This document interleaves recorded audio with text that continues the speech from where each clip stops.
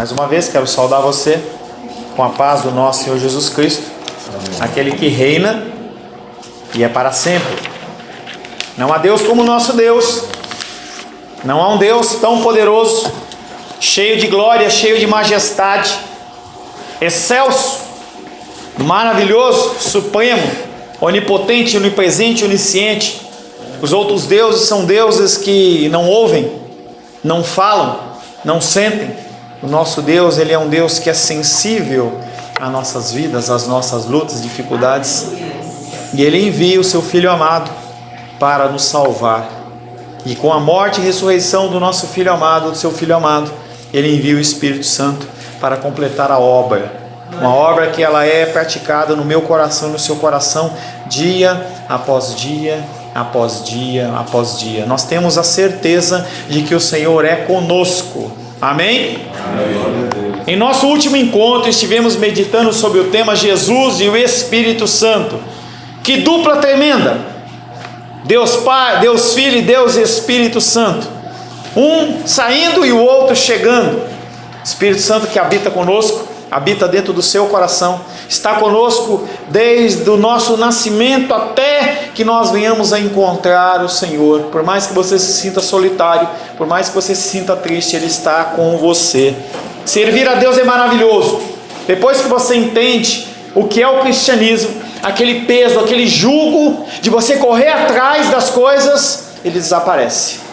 Você tem um Deus que te ajuda, te auxilia, te ensina e te acompanha nesse processo. Servir a Deus é maravilhoso. Eu não abro mão do meu Deus por nada. Deus é bom todo tempo. Todo tempo Deus é bom. Uma frase que as pessoas dizem, mas que no momento de dificuldade é tão difícil ver Jesus. É tão difícil você ver a figura de Deus quando as lutas e as dificuldades vêm, mas Ele está lá. Jesus veio e cumpriu com excelência a sua missão, e agora então está chegando o tempo dele se ausentar para que o Espírito Santo assuma de onde ele parou. O Espírito Santo vem para completar a obra de Cristo, mas o Espírito Santo, ele é Espírito. O Espírito Santo, ele usa a minha vida e usa a sua vida para que as coisas aconteçam aqui na terra. Nós somos instrumentos do Senhor. O Senhor, Ele nos enche, Ele nos capacita, Ele nos dá palavras, Ele nos dá fortalecimento, Ele não permite que os nossos joelhos vacilem ao ponto de nós nos afastarmos de Deus. É a ação do Espírito Santo. O verso que ficou da semana passada é João 16:7, que diz: mas eu vos digo a verdade, é de vosso interesse que eu parta. Jesus falando com os discípulos: pois se eu não for, o Consolador não virá para vós, se porém eu for, eu vou-lo enviarei. Infelizmente, essas palavras que nós falamos e que muitas vezes vocês falaram amém e falam amém durante a vida, no caso dos discípulos e nos nossos casos, quando vem um revés, o coração dos discípulos se entristece. E ele se entristeceu não pelo destino de Jesus. Eles não ficaram compadecidos porque Jesus estava dizendo que iria morrer e morrer com morte de cruz. Eles estavam preocupados com o que seria deles. Na verdade, o sentimento deles era um sentimento de perda. Mas o que seria deles? Muitas vezes nós nos deparamos numa situação como essa, em que nós deixamos de olhar para a cruz, nós deixamos de olhar para o próximo e começamos a olhar apenas para nós mesmos. Eles, infelizmente, estavam apenas preocupados com eles mesmos. Jesus prepara os seus discípulos, alertando das dificuldades que viriam. Evangelho não é uma proteção em que você não sofre mais. Evangelho não é algo que diz que você não vai ficar mais doente. Se fala isso: olha, você está doente, é porque você pecou. Olha, você está doente, é porque o diabo está te assolando. Olha, você está doente, porque você não é cristão. Venha para a minha igreja. Na minha igreja você não vai ficar mais doente, você não vai perder, vai ter mais problemas financeiros. Venha para a minha igreja, venha para a minha igreja, venha para a minha igreja. Não existe isso. O cristianismo é um cristianismo que apresenta a figura de Jesus Cristo como nosso Messias, como nosso exemplo. Não é que eu e você temos que buscar o sofrimento, Ele mesmo vem a nós. Quantos reveses tem na sua mente agora, de lutas durante a semana, tristezas, dificuldades, em que você não soube lidar com isso? E isso não quer dizer que você não é cristão. Isso quer dizer que você está passando por um momento de aprimoramento. O Senhor está usando uma situação para que você possa ser um cristão melhor. Sim, nossos pecados têm consequências. Sim, uma grande parte das dificuldades que nós passamos, elas são decorrentes de más decisões que nós tomamos, em especial longe dos ensinamentos da palavra. Nós costumamos recorrer ao Senhor depois e não antes. A dor e as dificuldades da vida existem, mas agora nós temos um Consolador que nos convencerá do pecado, da justiça e do juízo, e esse vai ser o que nós vamos trabalhar esta noite. Deus conosco até o fim dos tempos, dentro de nós, Deus para todo o sempre.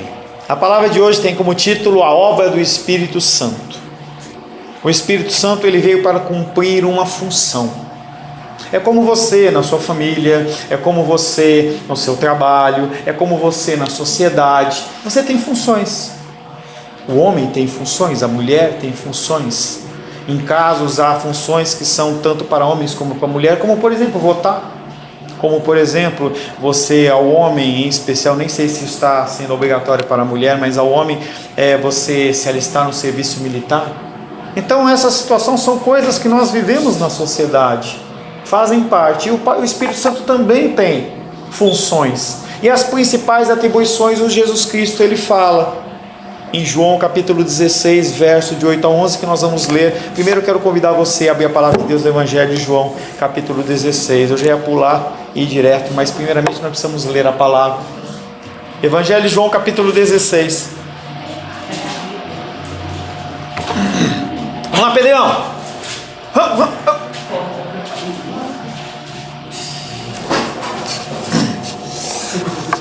Todo mundo vai ter tempo para dormir bastante à noite, não é mesmo? Não é mesmo? É? Combinado? Quem está com mais sono aí? Os dois? Então tá, então vou chamar qualquer um dos dois, tá? Evangelho de João capítulo 16, do verso 5 em diante. Evangelho de João, capítulo 16, verso 5 em diante. Assim diz a palavra de Deus: Mas agora vou para junto daquele que me enviou, e nenhum de vós me pergunta para onde vais? Pelo contrário, porque vos tenho dito estas coisas, a tristeza encheu o vosso coração. Mas eu vos digo a verdade, convém-vos que eu vá, porque se eu não for, o Consolador não virá para vós outros, e se porém eu for, eu vou-lo enviarei. Quando ele vier, convencerá o mundo do pecado, da justiça e do juízo. Do pecado, porque não creem em mim; da justiça, porque vou para o Pai e não me vereis mais; do juízo, porque o príncipe desse mundo já está julgado. Tenho ainda muito para que vos dizer, mas vós não podeis suportar agora.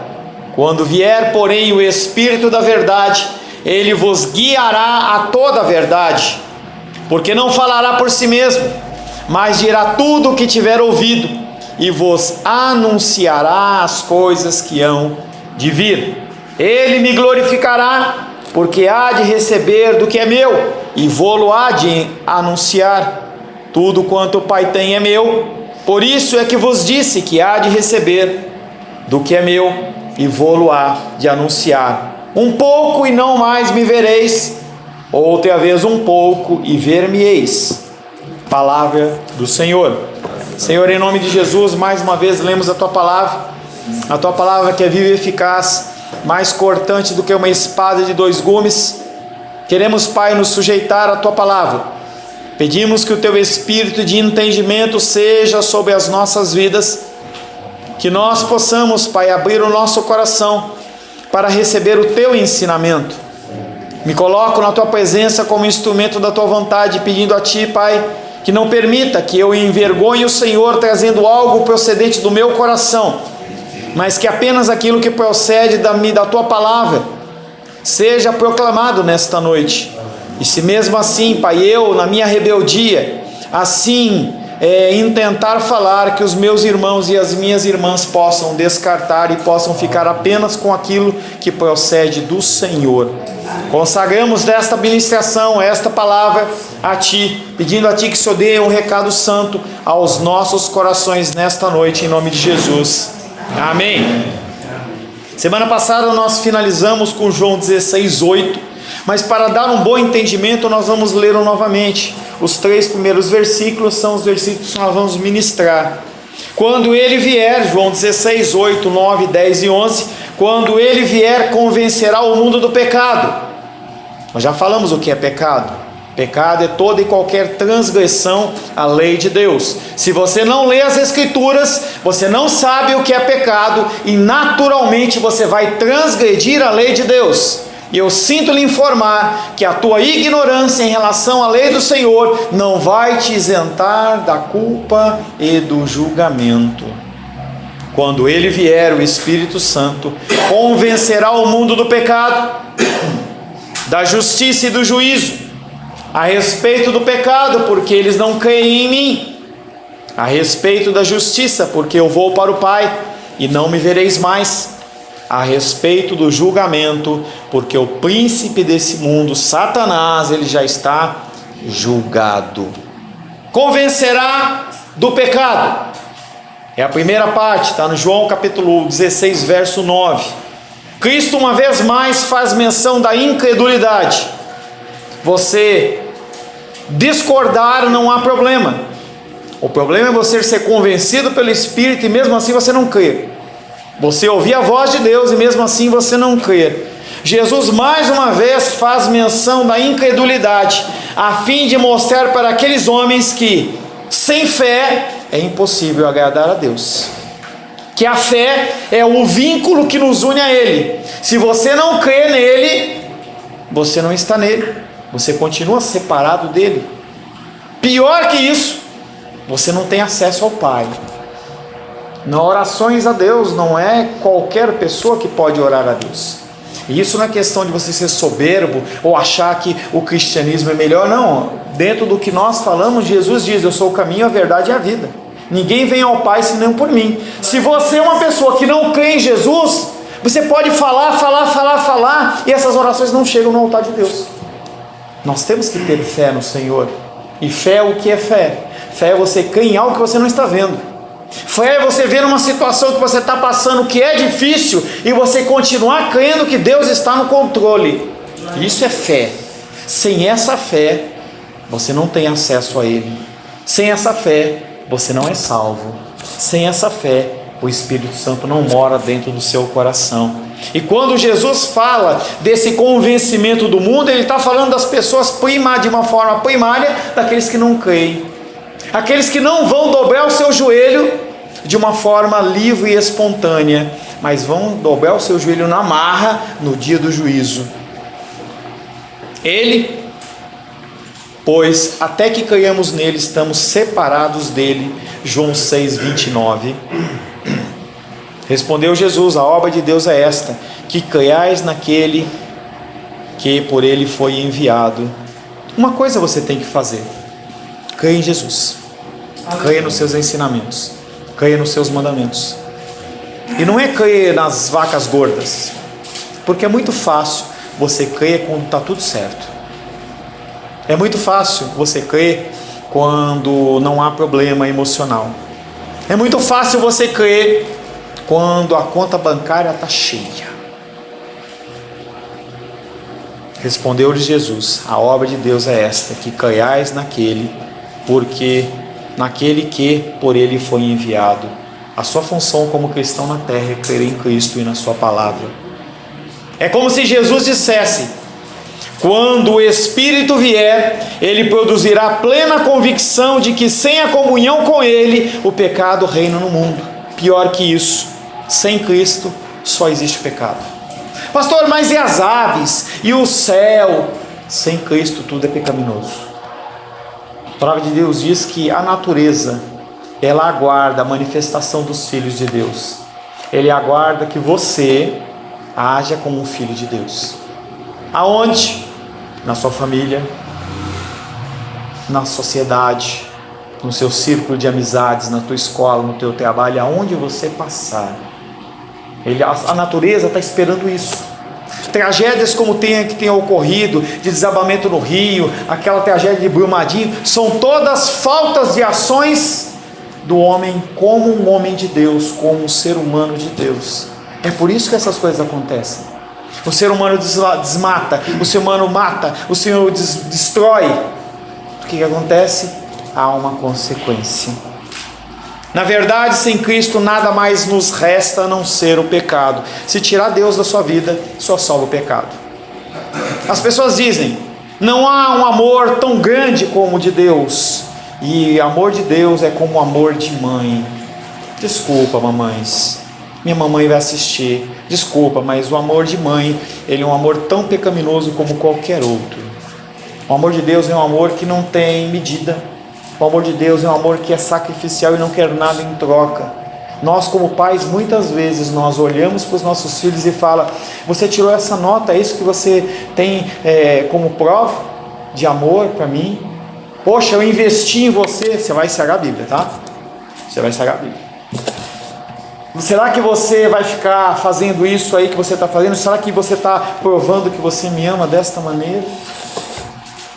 Amor de mãe, amor de pai, amor de avô, amor de avó, nenhum amor pode ser comparado ao amor de Deus. Ontem nós fomos, eu e Sebastião, fomos ministrar numa igreja lá em Samambaia, e eu perguntei para o irmão, falei assim: você tem filhos? Ele fala: tem. Você os ama? Ele: eu amo. Você ama o pastor da tua igreja? Ele falou: amo. Mas você entregaria o seu filho para morrer por ele? Ele falou: de jeito nenhum.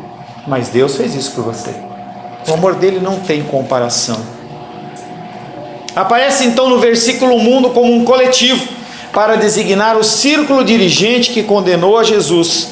Seu pecado é o pecado do mundo, a saber, os que não creem em Jesus. Naquele contexto, os dirigentes. Naquele contexto, os fariseus que não acreditavam em Cristo. No contexto de hoje, no ano de 2019, no mês de maio, no dia 12 de junho, está falando das pessoas que não creem em Cristo. Hã? 12 de julho? Maio, obrigado. Já está pensando lá na frente. Primeiro, eles negam conhecer e reconhecer o projeto criador através de Jesus. João capítulo 1, verso 10. O verbo estava no mundo, o mundo foi feito por intermédio dele, mas o mundo não o conheceu. As pessoas que não reconhecem o plano do Senhor, eles são inimigos de Deus. Não há um cristão café com leite. Há um cristão, ou ele é ou ele não é. A palavra de Deus diz que os meninos, eles agem como meninos. Os homens têm que agir como homens. Ou você é cristão ou você não é cristão. Aqueles que não reconhecem o trabalho do Senhor na terra, no mundo, não são seus amigos. Eles também se opõem a Ele. Além de não reconhecer, se opõem a Ele. E tentam destruí-lo no homem. As pessoas tentam afastar de toda maneira Deus dos homens e os homens de Deus. Criam normas, criam regulamentos, criam formas. Olha, se você não agir dessa maneira, se não tiver com uma roupa desse jeito, se você não se vestir desta forma, se você não falar desta forma, se você não cumprimentar as pessoas com a paz do Senhor, você não é cristão. Isso não está nas Escrituras. O que está nas Escrituras é nós amarmos a Deus sobre todas as coisas e o próximo como nós mesmos. É termos fé em Cristo. João capítulo 1, verso 5. Eles tentam destruir, tentam afastar, mas aqueles que têm Jesus Cristo dentro do coração, eles ouvem a voz e seguem. João 5, a luz resplandece nas trevas, e as trevas não prevaleceram contra ela. E está falando em passado, e esse passado não é o que aconteceu no passado e não acontece hoje, é um passado contínuo, é mês após mês. Por mais que Satanás e seus demônios, por mais que o mundo tente envolver você, não consegue, porque Deus não deixa. Esse pecado chegou à sua expressão máxima e definitiva ao entregar Jesus para a morte, ao rejeitar Jesus. João 15, 22. Se eu não viera, nem lhes houvera falado, pecado não teriam, mas agora não tem desculpa do seu pecado. E quando nós tratamos desse texto, nós falamos: Então é melhor não ouvir, é melhor não estudar. Infelizmente não é assim. Seria muito fácil se assim o fosse. Como no princípio penal brasileiro e no princípio penal mundial. Se você não conhece uma lei, isso não te isenta de seguir a lei. Se você quebrar uma lei, você vai ser punido por tal coisa. Isso funciona também com a lei do Senhor. Jesus lhe deu a possibilidade de sair do seu pecado, pela adesão a si como Messias. Quando você prega, quando eu prego, quando nós damos testemunho, nós damos a oportunidade para as pessoas dizerem sim para Cristo, mas o que elas dizem é não. João 8:24, quando elas dizem não, por isso eu vos disse que morrereis nos vossos pecados, porque se não credes que eu sou, morrereis nos vossos pecados. Aqueles que negam a Cristo, aqueles que não aceitam a Cristo, infelizmente tiveram a oportunidade e disseram não. Eles, pelo contrário, identificam-se com a opressão. Eles não querem o amor, eles não querem o ensino, eles não querem exortação. Eles querem o que? A opressão. Eles querem o assassino, e eles provam-no entregando a morte às pessoas, e nesse caso a figura de Cristo. João 8:44. Para aqueles que não reconhecem Deus como Salvador, para aqueles que não propagam a palavra dele, para aqueles que resistem ao seu ensino, Jesus diz: talvez você seja um desses. Vós sois do diabo, que é vosso pai, e quereis satisfazer-lhe os desejos. Ele foi homicida desde o princípio e jamais se firmou na verdade, porque nele não há verdade, porque ele profere mentira, fala do que lhe é próprio, porque é mentiroso e pai da mentira. E quantas igrejas proferindo mentira, e eu não preciso citar nome, é só você olhar o que a pessoa prega, o que a pessoa ensina. Será que a pessoa ensina algo que te leva para Cristo ou que te afasta de Cristo? A pessoa, ela te aproxima das riquezas ou de Cristo? Te aproxima de uma solução rápida e fácil ou de Cristo? Esse é o limitador. Isso é o que vai mostrar se uma igreja é cristã ou se não é cristã. Como você vai ser convencido do pecado se eu não falo de pecado? Eu só falo que você é o florzinha de Jesus, que você é lindinho, falo que eu vi o anjo, que é maravilhoso e que tudo certo.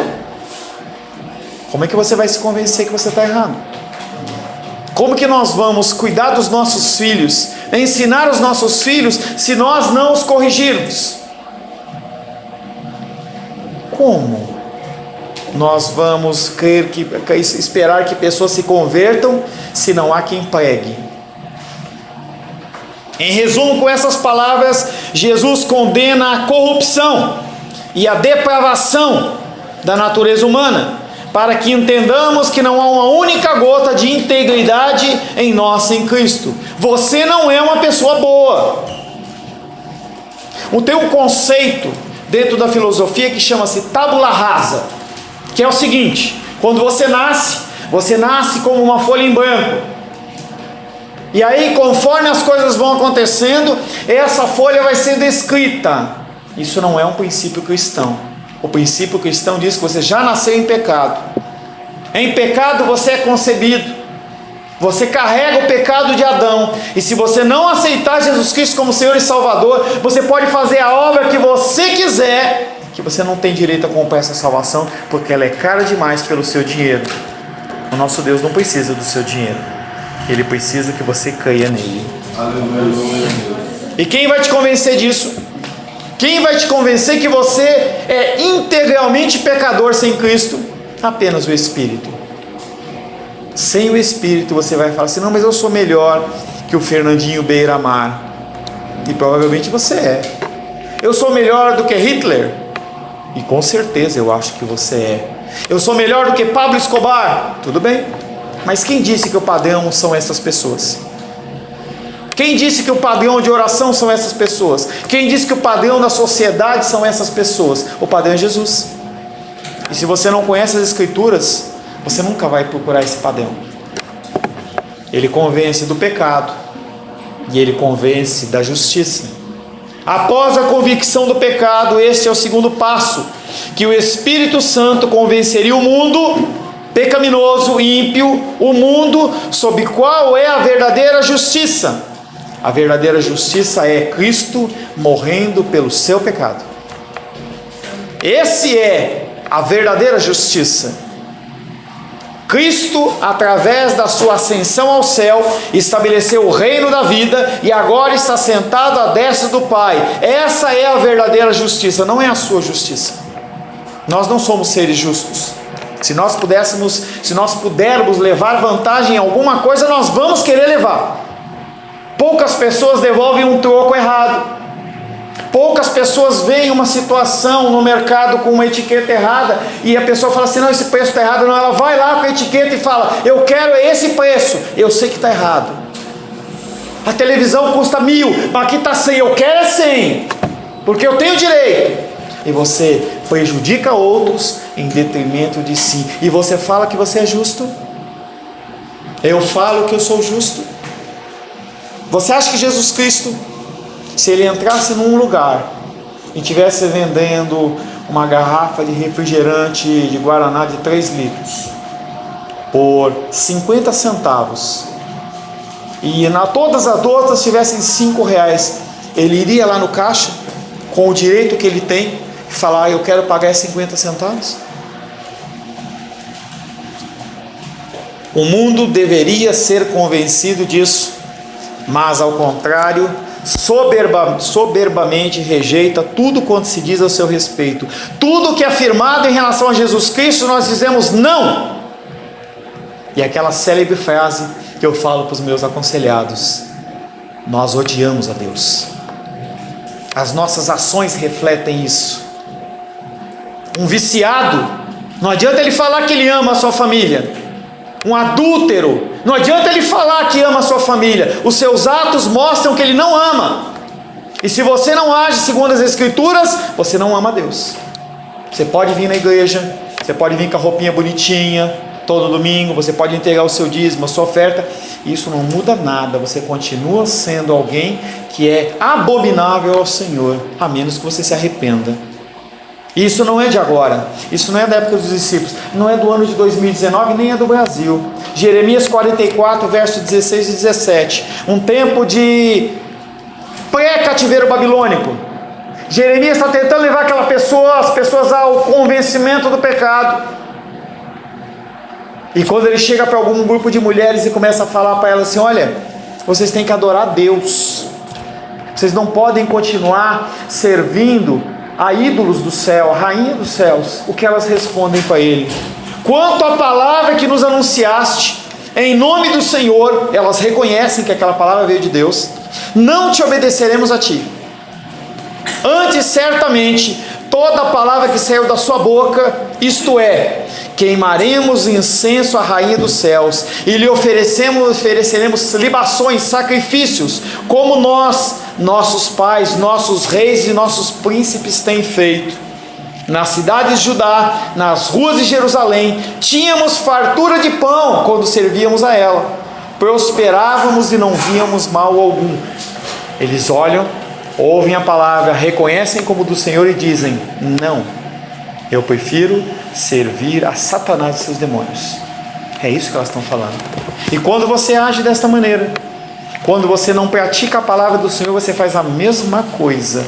Pode ser não ser uma entidade, pode não ser uma divindade maligna, mas você serve ao seu próprio eu.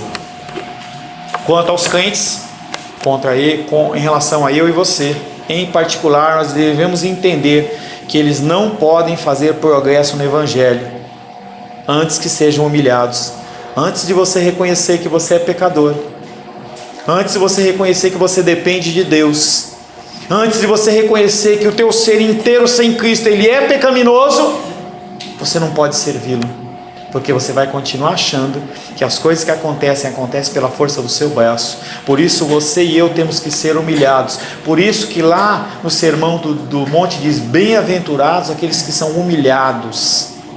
Não humilhado no sentido de te massacrar, é humilhado no sentido de você crescer, no sentido de você entender que você precisa de Deus em tudo. Nada você pode fazer sem Ele. A função maior da lei é convocar as consciências, as minhas e a minha e a sua, a que compareçam ante o tribunal de Deus e sejam abalados com terror. Você tem que olhar no espelho e ver sua condição e falar assim: eu estou morrendo de medo, que se eu morrer agora eu vou para o inferno. Eu tenho que mudar. Espírito Santo, me ajuda.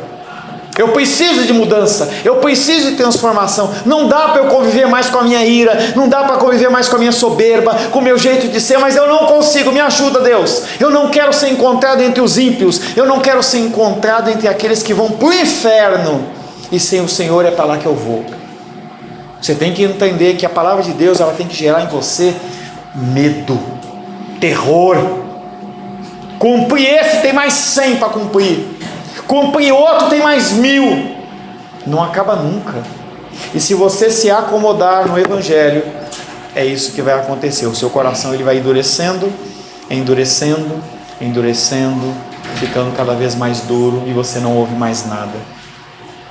O Evangelho, porém, não pode ser proclamado de uma maneira apropriada sem que conduza os homens do pecado para a justiça, da morte para a vida, e por isso se faz necessário primeiramente que nós sejamos convencidos do pecado. Se você ainda não é convencido do pecado, você precisa pedir a Deus que Ele te convença. Você não vai entender a justiça se você não for convencido pelo pecado. Por isso, justiça aqui se deve entender como aquela que nos é comunicada através da graça de Cristo e que consiste na ascensão do Pai para nos tornar justificados através do sacrifício de Cristo na cruz. Se você crê, você não tem mais pecado. Você comete pecado, mas o sangue do Cordeiro já é sobre a sua vida, e isso é maravilhoso. Se você começar a ter que ficar cavando, você vai ficar desesperado, você entra em depressão, porque você vai sempre achar uma coisa ruim. Mas quando você entende que a justiça ela já foi feita através do sacrifício de Jesus Cristo na cruz do Calvário, ufa! A justiça nos foi proclamada, pois o pecado foi pago na cruz. Glória a Deus. O seu pecado de amanhã foi pago na cruz. O do ano que vem foi pago na cruz. Isso não é um aval para você pecar. Pastor, então eu vou viver como eu quiser. Uma pessoa que pensa assim nunca foi cristão. Você tem que entender que o teu pecado ele magoou, entristeceu, feriu a Deus. E a sua luta tem que ser em você não proclamar, não fazer, não cometer pecado. Mas e se cometer? 1 João diz: filhinhos, nós temos um advogado nos céus, Jesus Cristo, o Senhor. Ele morreu pelos nossos pecados. Ele não morreu por alguns pecados, Ele morreu por todos os nossos pecados. Romanos 4:25. Jesus Cristo, o qual foi entregue por causa das nossas transgressões, passado, presente e futuro, e ressuscitou por causa da nossa justificação, para que Deus olhe para você e fale: Gabriel, você é justo. Não porque você é justo em si mesmo, mas porque há uma justiça que vem de Cristo sobre a vida dele, sobre a minha vida e sobre a sua vida. Assim ele, Jesus Cristo, agora está sentado à destra do Pai, de tal maneira a exercer toda a autoridade que lhe foi dada, e assim ele enche o céu, e essa autoridade impede que a morte, a vida, principados, potestades, forças dominadoras, hostes espirituais da maldade, presente, passado, porvir, doença, falta de dinheiro, possa te afastar do amor de Deus que está em Cristo Jesus. Porque Ele morreu, Ele recebeu essa autoridade. Está na mão dEle. Você está na mão dEle e Ele não te larga. Efésios capítulo 4, verso 10. Além de Ele receber a autoridade, Ele enche todas as coisas. Aquele que desceu do céu é também o mesmo que subiu acima de todos os céus para encher todas as coisas. Em resumo, Ele enche o mundo com o suave perfume da sua justiça. Mas para o mundo o cheiro é um cheiro de esgoto. Abriram ali perto da 30, aqui é 30, estão fazendo uma obra lá da Caesp. E aí você passa lá aquele cheiro de esgoto, abriu o esgoto mesmo. Para as pessoas que não são de Deus, O cheiro que deveria ser um cheiro agradável é um cheiro de esgoto. Aquele que desceu é também o mesmo que subiu acima de todos os céus para encher todas as coisas. É o Espírito que nos declara, por intermédio do Evangelho, que este é o único caminho pelo qual somos considerados justos. Você é justo, justificado em Cristo. Você é santo, santificado em Cristo. E por causa disso você é separado por Deus deste mundo tenebroso. Ele pega você e separa você. A palavra de Deus fala que Davi foi separado no meio das malhadas. Ele separa você, para que você não seja contaminado. E se a contaminação vem, o sangue do Cordeiro é sobre a sua vida e você se torna limpo. Suas vestes se tornam mais alvas que a neve.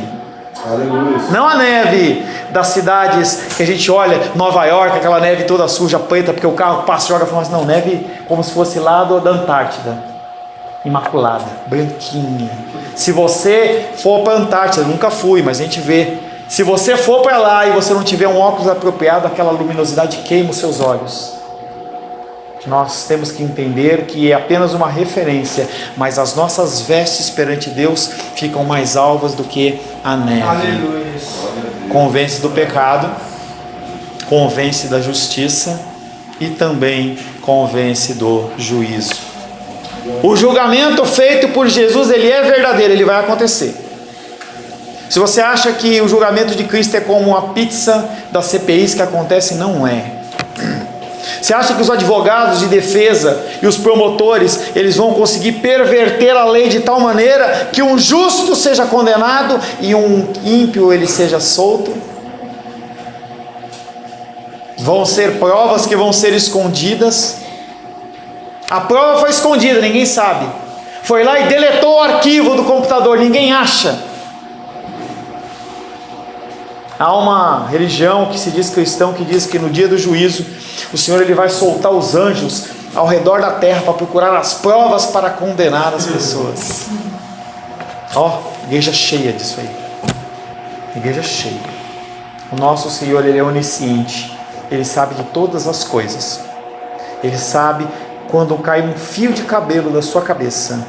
Ele sabe quando você age de uma forma correta e quando você não age de uma forma correta. Ele sabe quando você é motivado por Deus e quando você é motivado pelo seu coração. O julgamento feito por Jesus Cristo, ele é verdadeiro. João 5,30. Eu nada posso fazer de mim mesmo. Na forma porque ouço, julgo. O meu juízo é justo, porque eu não procuro a minha própria vontade, sim a daquele que me enviou. Quantos juízes, quantos ministros, quantas pessoas falam, nós somos juízes corretos. E quando você vê, ele julgou porque ele recebe uma propina por fora. Nesse caso não existe propina. O julgamento feito por Jesus, ele é verdadeiro. João 8,16. Se eu julgo, o meu juízo é verdadeiro, porque não sou eu só, porém eu e aquele que me enviou. O julgamento é perfeito porque nós contamos com a figura de Deus onisciente, sabendo de todas as coisas. Já o julgamento que o mundo faz é profundamente equivocado. Você pode ter causas na justiça. Pode ser que você não receba a sentença que você espera receber. Pode ser que esse juízo seja um juízo fraudulento. Pode ser que o juízo seja um juízo falso. O julgamento do mundo é profundamente equivocado e moralmente perverso. É nesse momento que o Consolador declara o mundo culpado do seu falso juízo, devido ao iminente triunfo de Cristo. E esse versículo fala sobre um juízo, não o juízo dos juízes do Supremo, não é esse julgamento. Ele está falando sobre um juízo que foi impetrado sobre Jesus Cristo há mais de 2000 anos atrás, em que homens se levantaram para dizer, cruz nele, como olha para você e fala, cruz em você também. Os inimigos de Jesus, da sua palavra, são inimigos de Deus, e Deus tem uma sentença para ele. Salmo 68, verso 1 e 2. O salmista vê uma situação e ele fala: Deus, levanta-se, Deus, dispersam-se os seus inimigos, da sua presença fogem os que o aborrecem. Como se dissipa a fumaça, assim tu os dispersas. Como se derrete a cera ante o fogo, assim a presença de Deus perecem aqueles que são iníquos, aqueles que se levantam contra você, dentro de uma condição perversa, dentro de uma condição contra a palavra. Em breve tempo eles vão sumir como a fumaça. Cadê o fulano? Cadê a situação? Não lembro mais, foi embora, ficou no passado, é apenas uma história. É algo que nós aguardamos, que nós cremos que o Senhor está agindo e mudando o nosso país. Esperamos que sejam tempos de mudança, mas não ponha a sua fé em nenhum homem, ponha a fé na ação de Deus. Continue orando a Deus, é nossa obrigação nós orarmos pelos nossos governos. Mas eu não gosto dele, não importa, ore para que Deus use ele. Mas eu odeio ele, não importa, ore para que Deus use ele.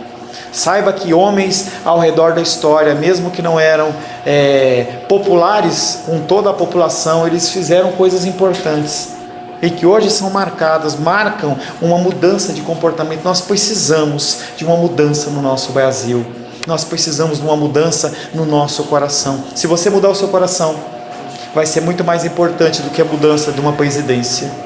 Se você começar a mudar o seu comportamento com as pessoas, se você começar a mudar o seu jeito de agir, de falar, a sociedade ela vai mudar. O juízo, no sentido de condenação, aponta para o que receberá a maior condenação de todos. O príncipe desse mundo, ele já foi julgado. Satanás, ele já foi julgado. Não vai haver um julgamento especial para ele, ele vai passar direto para o inferno. Já foi feito um julgamento dele. Lá em Gênesis capítulo 3, versos 14 e 15. Pastor, ele já foi julgado? Já foi julgado. Já tem uma sentença como ele. Então o Senhor Deus disse à serpente, Gênesis capítulo 3, versos 14 e 15: visto que isso fizeste, maldita és entre todos os animais domésticos, e o és entre todos os animais selváticos. Rastejarás sobre o teu ventre, e comerás pó todos os dias da tua vida. Porém, inimizade entre ti e a mulher, entre a sua descendência, a saber, Jesus, e o seu descendente, e este te ferirá a cabeça, e tu lhe ferirás o calcanhar. Satanás, ele realmente feriu Jesus Cristo, mas Jesus Cristo esmagou a cabeça dele na cruz. Ele continua agindo, mas a cabeça dele já foi esmagada. Nós temos que entender que há um tempo de Deus e há um tempo do homem. Dentro do tempo de Deus tudo já se cumpriu. No tempo do homem nós temos dia após dia a possibilidade de nos arrepender, de falarmos do amor de Deus e testificarmos do seu amor. A luz do Evangelho, com Cristo morrendo e ressuscitando, ela foi acesa. O Espírito manifesta que o mundo já foi trazido a uma boa ordem. Tempo de Deus, pela vitória de Cristo, pela qual ele aniquilou a autoridade de Satanás, mas ele continua agindo no nosso tempo, mas ele já foi julgado no tempo de Deus. Esta é a genuína restauração, por meio do qual todas as coisas serão transformadas, eu e você, dia após dia sendo transformados. Quando Cristo sustentar o seu reino e tiver subjugado e triunfado sobre Satanás dentro do nosso tempo, haverá um tempo em que a trombeta vai tocar e o Senhor ele vai definir o reino dele como instaurado dentro do nosso tempo terreno. O juízo divino contrasta com o que é confuso e desordenado, a estrutura do mundo sem Cristo. A ação de Satanás, até onde retém o governo, confunde e perturba todas as coisas, de modo a gerar uma aparente confusão nos planos de Deus. São só aparentes. Deus fala: as obras do inferno não prevalecerão contra as portas da igreja. Não há possibilidade, não há possibilidade disso se reverter, não há possibilidade. Se sobrar um cristão na terra, a justiça de Deus ainda vai prevalecer. Não importa se você morreu ou não morreu, não importa se você perdeu ou não perdeu, a justiça de Deus ela vai ser proclamada. E você tem que estar dentro desse meio, tem que estar entre o meio daqueles que vão, Jesus Cristo vai falar assim: vem, vocês são meus, filhos amados, filhas amadas. O Espírito Santo convence o mundo do juízo, isto é, tendo vencido o príncipe da impiedade, Cristo irá restaurar a ordem às coisas que antes estavam contaminadas. Pastor, eu continuo não entendendo, eu vejo Satanás agindo, mas essa transformação, ela é em você. É cada vitória que você tem dentro do Evangelho, é cada pecado que você deixa de lado. O mundo ele vai continuar pecando, o mundo ele vai continuar sendo isso. A ação divina de Deus é na sua vida, a ação divina do Espírito Santo é na sua vida.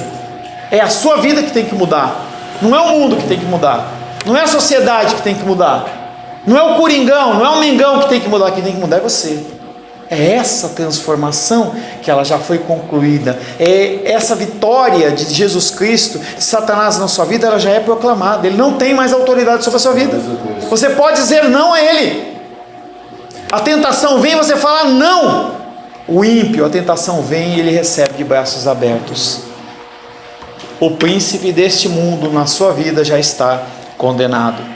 Todo falso juízo está relacionado com aquele que é mentiroso desde o início, cujos filhos somos nós, se nós proclamarmos as verdades deste mundo. Se você, em vez de agir como Cristo agia, você agir como o mundo age, o que você está fazendo é proclamando quem é o seu pai, que não é Deus, mas é Satanás. Quero convidar você a abrir João 8. Estamos finalizando.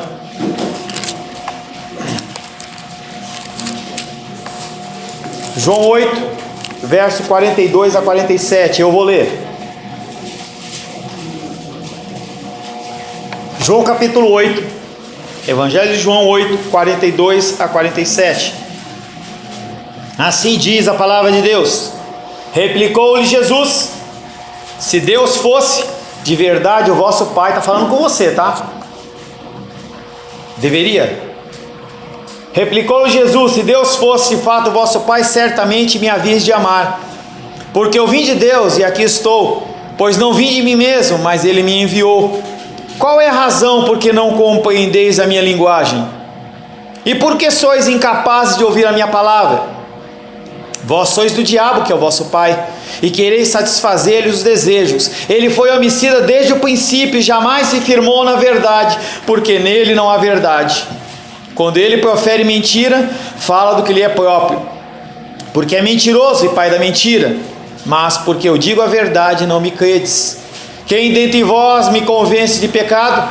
Se vos digo a verdade, por que razão não me credes?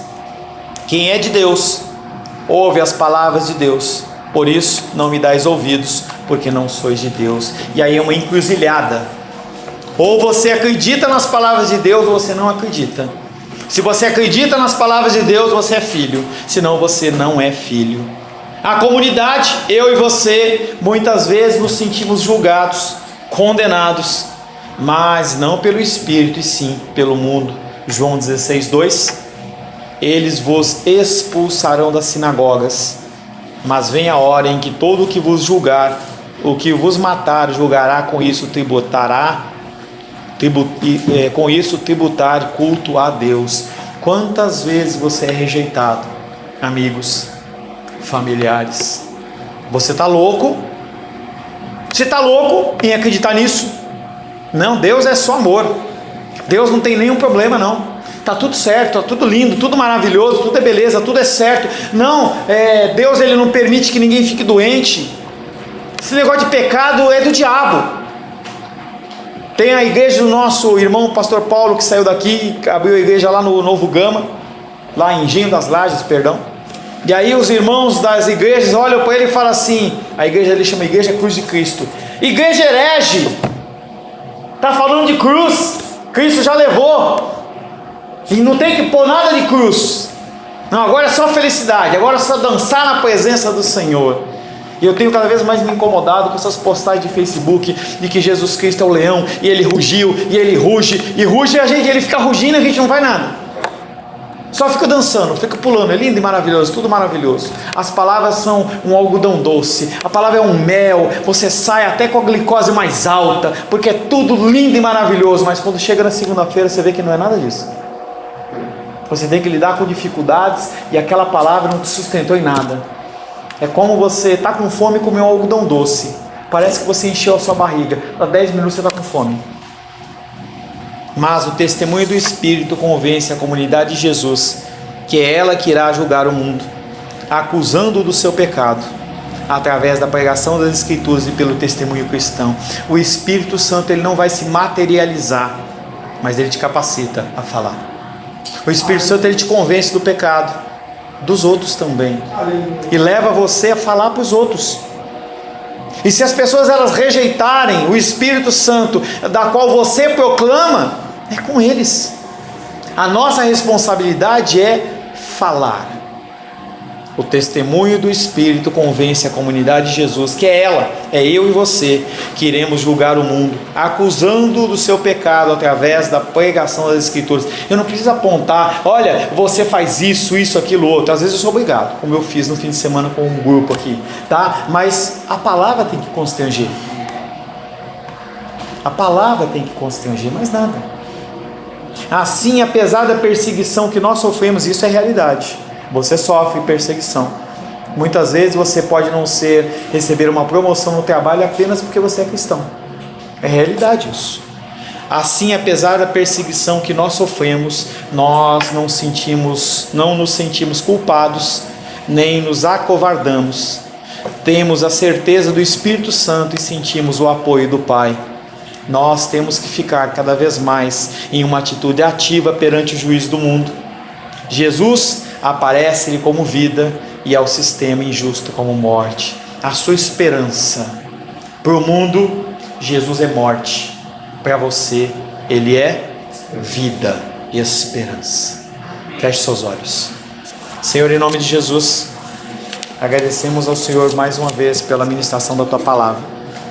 Que como sempre, Pai querido, nos desce amarga pela boca, mas que corrige o nosso ser, nos leva, Pai querido, à mudança, ao arrependimento. Se somos filhos, Pai, nós nos arrependemos.